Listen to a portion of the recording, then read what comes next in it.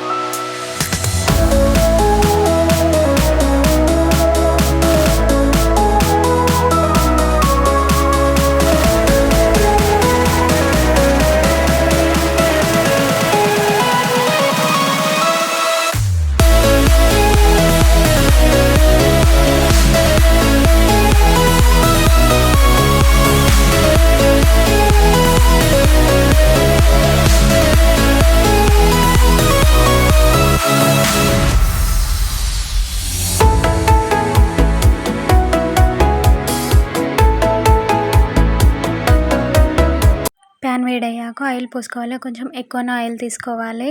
Balls వేసినప్పుడు మునిగే అంత ఆయిల్ ఉండాలి. స్టవ్ని medium flame to high flame adjust చేస్తూ ఫ్రై చేయాలి.